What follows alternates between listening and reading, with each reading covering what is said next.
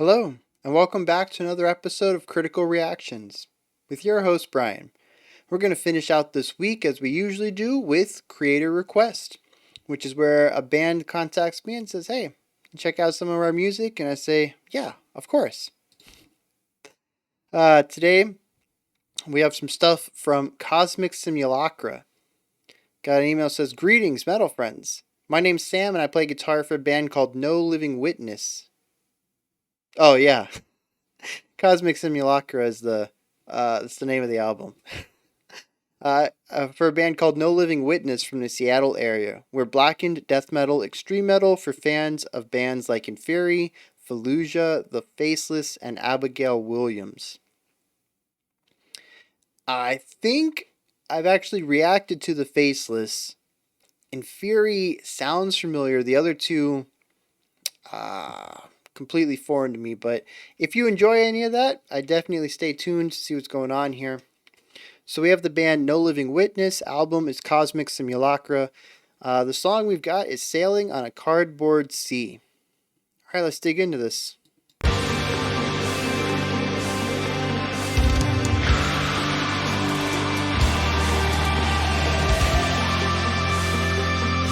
Yeah.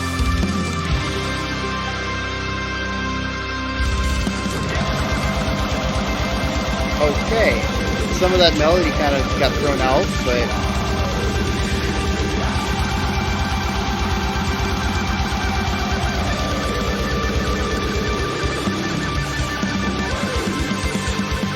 yes, interesting.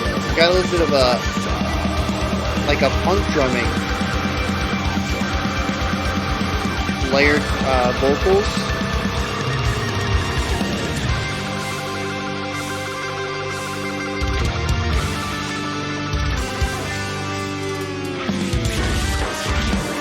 Yeah, that was actually a real nice transition with that bend.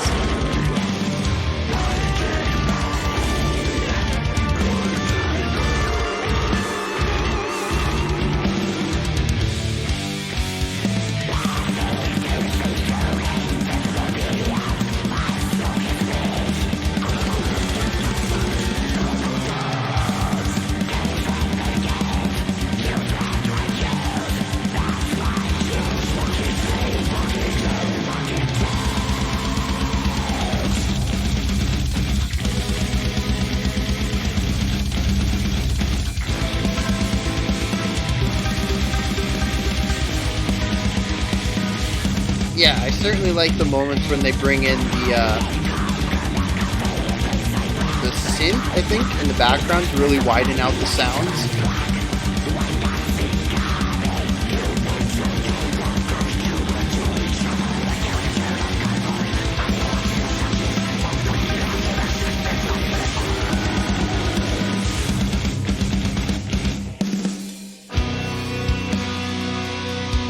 Oh yeah. A little more my speed.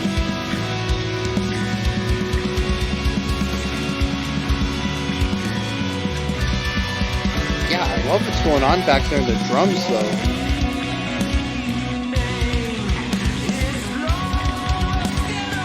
Yeah.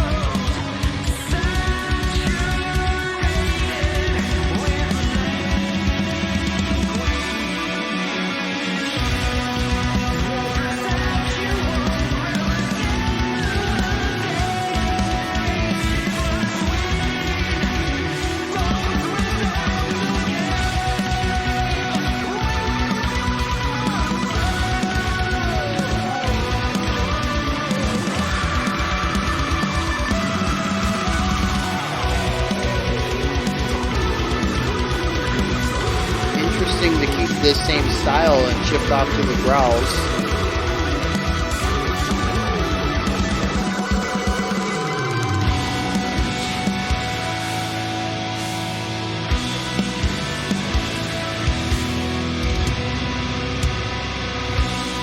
Hanging on that disresolution.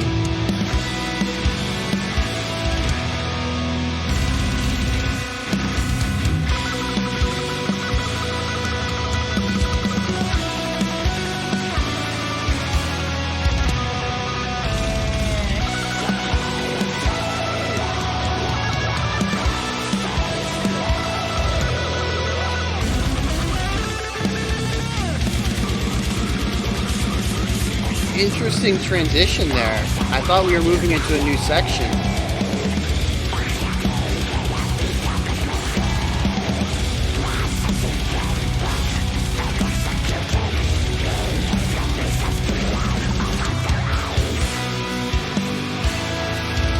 The more the song goes on, the more I'm enjoying it though.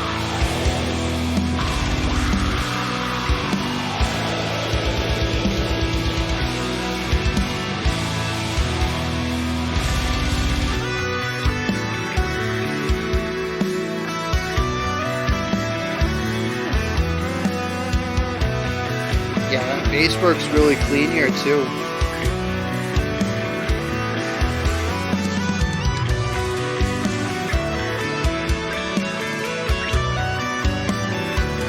It's a little busy.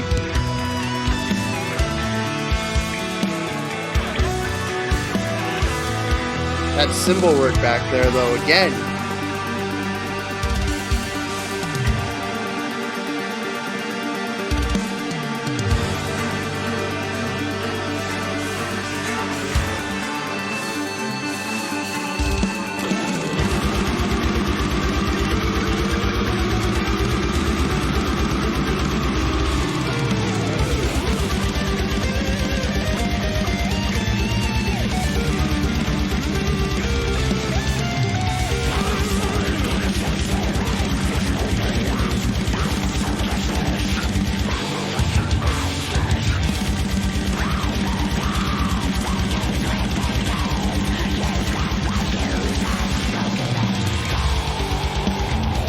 There's so many pockets of minor variation. It creates an extremely dynamic track.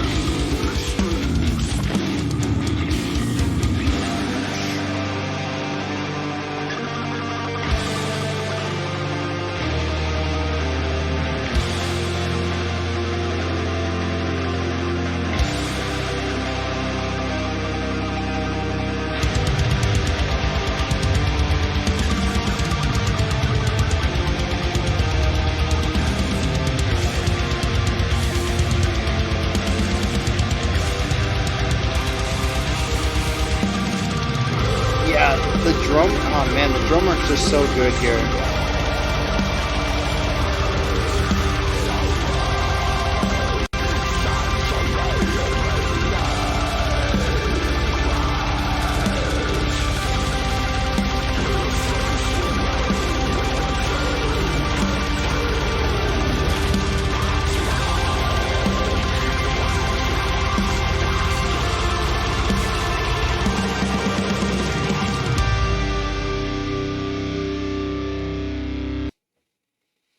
Oh, I bet that goes into the next track too.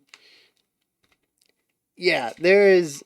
I was honestly a little worried at the beginning of this that it was going to be, 7 minutes of music that I'm not typically too hot on. I guess I've been warming up to a little bit recently. Um, I did view Lorna Shore's recent song rather favorably, which surprised me even. But yeah, this is not something I would typically listen to. And the opening kind of set me up a little bit. But I'm glad they opened with that because it kind of sets the tone for the entire song. It is harsh. It is brutal. We have just a bajillion attacks coming in between the bass kick and the tremolo picking. We have the sort of the blackened vocals that come in at the beginning, and it's almost an instantaneous onslaught, assault. That's the word I want. It's an instantaneous assault on the ears.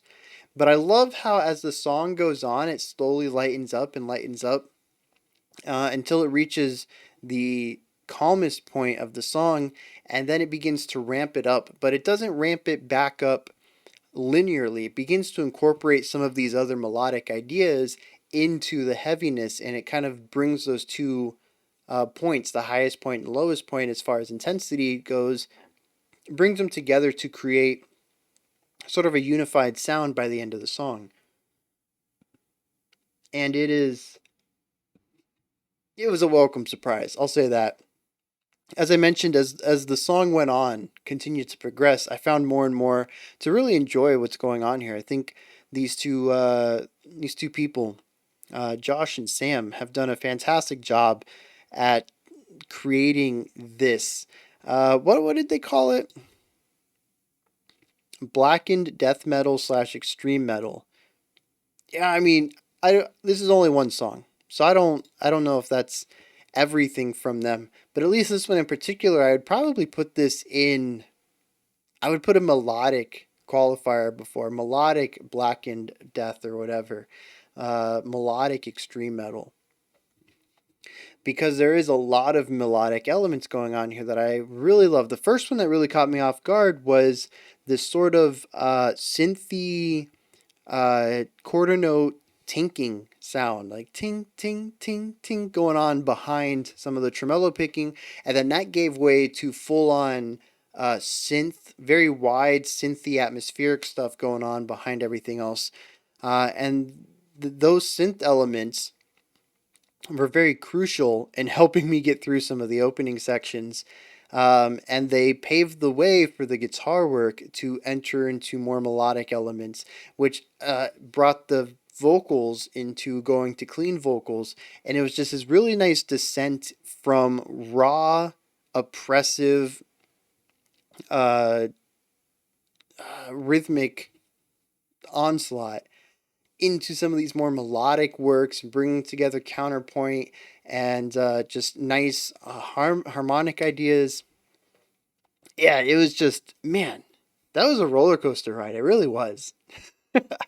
I loved every minute. Well, I loved most minutes of that. For an extreme metal song, I enjoyed a lot of that. So let's dig into what we got here. Um, let's see, we have a lot of oh yeah, let's just start at the beginning because I don't want to forget about this.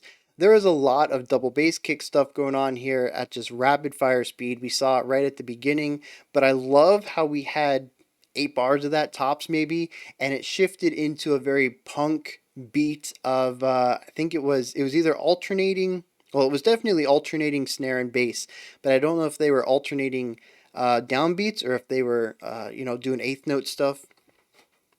But yes, very right off the bat, very fun drumming that kind of told me I was in for a good time. And the drumming began continued to extrapolate. We had some really fun cymbal stuff going on. When we hit the lowest point, where we had the clean vocals. There's some really nice, nuanced drumming aspects going on there. We had some I think we had ghost notes on the snare. We definitely had a mix between accented and lighter hit stuff in the cymbal work. The cymbal work just overall was phenomenal. If you just check out, because the snare and the bass, yeah, the snare and the bass kick are center panned. But in almost any aspect, if you listen for cymbal work panned left or right, especially right, there was a lot of hi-hat stuff that was panned right. Just really phenomenal stuff, introducing a lot of really cool embellishments and ornamentations to some of the more aggressive, or I don't want to say stereotypical, but definitely just that heavy, fast drum playing. And then you're going to get these really nice bursts of cymbal brightness against this onslaught of, heavier, punchier sounds. It is just, yeah, it was cool. I definitely love it. There's an aspect of levity to almost all of this, where despite the oppression of the fast notes, of the constant attacks, just the heavy brutality of the song, there is a levity in almost every aspect of it that you can find in some of the more melodic aspects, that you can find in the synths, that you can find in the cymbal work. It is just, yeah, this song has a little bit of everything, and I think it's fantastic for that. Um, I do. There was this one part that I thought was really interesting. We transitioned from a lighter part to a heavier part. I don't remember exactly what either part was doing, but there was a transition section, maybe 2 bars tops, that felt like its own idea. And I really thought we were going to move into this and this was going to be the next section. And all we got was a little snippet of it before channel surfing to what would become, the section that we were really dealing with. And it was, yeah, that was weird whiplash. It was like channel surfing when you're not expecting it. Um, I don't know if it worked, but it definitely caught my attention. And sometimes that's the best thing to do in music is just to be attention grabbing. I'm really curious about the lyrics on this one. Sailing on a Cardboard Sea just puts an interesting visual inside my head. And the music, I can't say had anything to do with the title as far as trying to find any connection there. But yeah, I'm real interested in the lyrics. There's a lot of versatility going on in here too. According to the personnel list, we have a lyricist and vocalist, and then a music slash production. Two people. You got your vocals and your everything else, and both of them showed a very wide array of skills. The vocalist used quite a few different vocal techniques, including a few harshes and a clean that I think came off very well. I was not expecting that clean, especially given all the different harshes we had. Um, and then the music, we had really strong melodic writing, we had really strong rhythmic writing, and the person who created the music also did the production. I think the production works very well here as far as utilizing a fairly standard black metal style of production where everything is kind of crunched together into a quasi wall of sound. The vocals are pushed down into the mix, but it does open up a little bit with the melody writing. We can see, first of all, even when we get to the clean vocal section, that we have a bit of a wider sound stage right here. But even when we look at some of the more extreme metal sections, we can hear the synthesizer stuff, surrounding the music. So even though we have the core metal sound that's kind of compressed a bit and done this wall of sound idea, there is a larger concept enveloping it. There's just a lot of versatility going on with both of these roles, and I think it's fascinating to hear something like this come out of just two people. Uh, Dang, is this their fourth album? Is that what this is? A third album, it looks like. They had an April 2013, October 2019, and now July 2021. So this is brand new. It's just a few months old. Yeah, this was fun. I'm curious what the rest of their album sounds like. If it continues on with this, because this is very uh, prog metal, where we never really focus on a single idea for too long, which has its benefits and its negatives. There was definitely a few sections that I wish lasted a bit longer. When we hit some of the slower sections and brought in the clean vocals, I said this is more my speed. I would have loved to have a little bit more of that. Um, but on the flip side, some of the sections that weren't too great, that for me personally, that I just don't enjoy that kind of excessive extreme metal kind of stuff. It's nice to know that 30 seconds, 60 seconds in the future, we could be in something completely different that I can, might work better for my tastes. So yeah, very cool stuff all around here. I think there was one thing I wanted to talk about because mostly all I have is praise. Uh, as far as feedback goes, if the band is watching this video, there was one part though that I wanted to talk about a bit on the production. It might have been the clean section actually. I don't remember now, so I guess it wasn't that big of an issue. Yeah, there was one thing I was like, I was thinking maybe this could be boosted a little bit, but honestly, I can't remember. It wasn't that important. It didn't detract too much from my enjoyment if I can't remember it.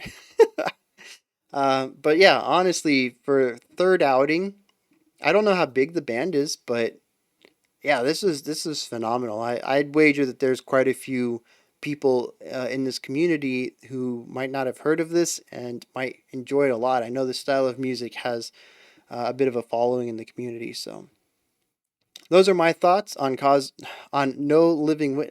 I don't know what it is with Bandcamp, but I don't like how the album name is before the band name. I always get it mixed up. So yeah, those are my thoughts on No Living Witnesses Sailing on a Cardboard Sea. This is where you guys come in, hit me up in the comments. Let me know if you enjoyed this or not. Let me know if there's anything that stood out to you that you really liked or possibly didn't like. Anything that I touched on you think I should have expanded upon. Yeah, anything. Let me know. Hit me up with them comments. When you're done commenting, you can head up to the description box. In there's a link for Linktree. It'll take you to this little menu right here. Pretty fantastic resource that has everything related to the channel in it. You can join the Discord community. You can follow me on Twitter. You can support the channel through Patreon. I do need to update it. I don't think I have my merch link in there. I have merch now. I don't know if anybody knows that. uh, by the time that this video airs to the public, by the time it's released to the public, this will be outdated because there will be a merch link in here. But yeah, everything related to the channel is in there. That is the Linktree link in the description. Above the description box, if you could, like, subscribe, and ring the bell. That's it for this week. It's a pretty fun week, I'd say. Overall, we had some interesting stuff in psychedelic and some really cool stuff going on in the secondary videos, the special selections, the creator choices. I'll be back next week, Monday, 5 p.m. Eastern Standard Time, 10 p.m. UTC, as usual. All right, until next time, remember to be critical, not cynical of the music you listen to, and have a fantastic morning, afternoon, or evening. Go away. Whenever you choose to watch my videos.